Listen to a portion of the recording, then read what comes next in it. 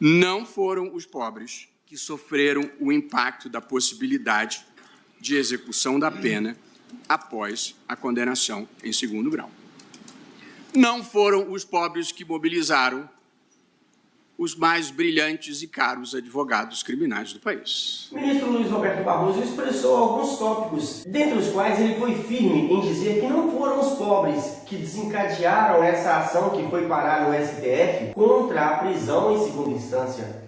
Não serão os pobres beneficiados com o resultado dessa ação, caso ela venha a mudar o entendimento do STF. Não foram os pobres que bancaram os salários dos melhores advogados do país para fazer com que essa ação contra a prisão em segunda instância chegasse ao STF. Veja a opinião do ministro Luiz Roberto Barroso sobre esse assunto. Por fim, presidente, pedindo todas as vênias igualmente a quem pense de forma diferente. Não foram os pobres que sofreram o impacto da possibilidade de execução da pena após a condenação em segundo grau.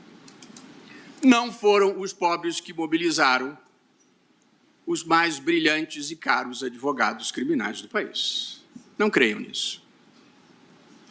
Numa sociedade estratificada como a nossa, há uma clara divisão entre crimes de pobre e crimes de rico. Ainda nesse tópico, o ministro Luiz Roberto Barroso enfatizou que há uma clara divisão no país entre crimes de pobre e crimes de rico.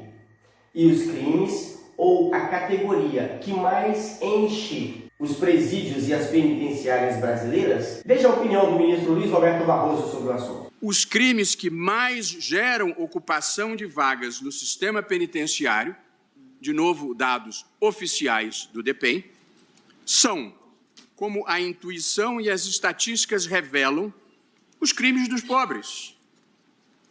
Confiram-se a seguir os números do sistema penitenciário fornecido pelo DEPEN. Os crimes que mais geram ocupação de vagas nos presídios brasileiros são 1. Tráfico de drogas e associação para o tráfico. 220.284 presos. O segundo crime que mais gera encarceramento no Brasil é roubo qualificado, 109.284 presos. Estamos falando geralmente de assalto à mão armada. O terceiro é roubo simples, 64.106 presos. Estamos falando geralmente de assalto mediante violência ou grave ameaça. O quarto crime que mais prende no Brasil é homicídio, simples ou qualificado, 66.777. Depois, crimes contra a dignidade sexual, estupro, estupro de vulnerável e atentado violento ao pudor. E sexto, latrocínio, que é roubo seguido de morte ou de lesão corporal grave. Qual é a característica de todos esses crimes que ocupam o maior percentual do sistema penitenciário brasileiro? São crimes em que o agente é considerado violento e normalmente preso preventivamente, igualmente antes mesmo da sentença de primeiro grau. Portanto, os 6 crimes que mais lotam o sistema penitenciário são os crimes de pobres, 100% praticamente da clientela desses crimes. Há um destaque que deve ser feito ao crime de furto simples, pelo qual, que é o do artigo 155, parágrafo 2º do Código Penal. Há 34.330 presos no sistema por furto simples, aquele em que, se o réu for primário e for de pequeno valor a coisa furtada, o juiz pode, e no geral deve, aplicar penas restritivas de direitos em lugar de pena de prisão. Portanto, como regra, só estará preso por furto quem for reincidente e, muitas vezes, multirreincidente. E gostaria de lembrar que eu mesmo trouxe a este plenário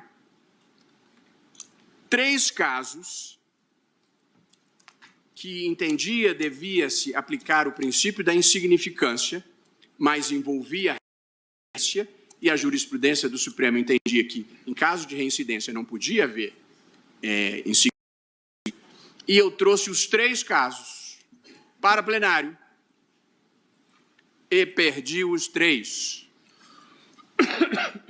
O garantismo nem sempre funciona quando o réu é pobre, no caso de insignificância, muito pobre. Só para documentar que o sistema é duríssimo com os pobres e bem manso com os ricos, vejam-se os números de condenação por crimes como corrupção passiva, corrupção ativa e peculato, que é desvio de dinheiro público.